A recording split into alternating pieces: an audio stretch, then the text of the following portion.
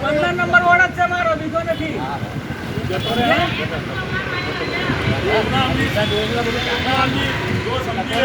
હું કોઈનાથી નથી પીતો. ભાઈ હું શબ્દ બોલે છે ને તું કહું છું જતો રે. જે હું બધું કોઈનાથી નથી લીધું. અમારા વોર્ડના કાઉન્સિલરે મને લાફો મારી દીધો, કારણ કે મેં એમને રજૂઆત કરી કે અમારી સામે ભાઈ તળા છે, એમાં કચરો બહુ ભરાઈ ગયેલો છે. કચરાની અંદર દર ચોમાસે એ કચરો બધો પાણી ભરાય એટલે ઉભરાઈને બહાર આવીને અમારા ઘરો સુધી આવે છે. અમારે સામે મેદાન છે, એમાં પુષ્કળ કચરો છે.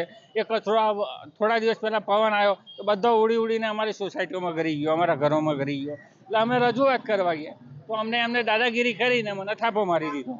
તમે હવે આગળ શું કાર્યવાહી કરશો? કાર્યવાહી કરવામાં એવું છે કે મને એમને ધમકી મારી છે ચોખ્ખી કે તું કશે કેસ કરવા જાય કે ગમે ત્યાં આગું પાછું કરવા જઈશ એટલે તને 15 વર્ષ માટે અંદર ખલાવી દઈશ. હવે મારે શું કરવું? અને બીજું કીધું કે ચેરમેન સાહેબની ગાડી તું ચલાવે છું, તને ઘરે મોકલી દઈશ.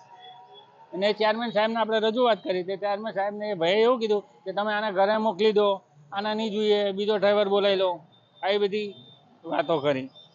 આ આશીષ કરીને છે અમારા કાઉન્સિલર, અમારા વોર્ડના કાઉન્સિલર આશીષ કરીને. આશીષભાઈ, તમે સ્થાયી સમિતિના અધ્યક્ષના ડ્રાઈવરને લાફો માર્યો છે, શું છે સમગ્ર વિગત? સ્થાયી સમિતિના અધ્યક્ષના ડ્રાઈવરને લાફો માર્યો ત્યારે સુધી એ અમે જાણતા જ નહોતા કે આ ડ્રાઈવર છે અને સ્થાયી સમિતિના અધ્યક્ષનો ડ્રાઈવર છે.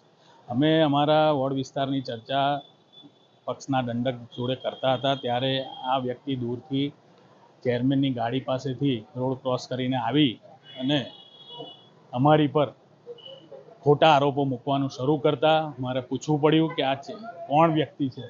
ત્યારે ખબર પડી કે આ ચેરમેનશ્રીનો ડ્રાઈવર છે. ત્યારે મેં એને સમજાવ્યું કે ભાઈ તું તારા રોલમાં રહે, તારી જે જવાબદારી છે એ ડ્રાઈવરની છે, તું તારી જગ્યાએ જતો રહે.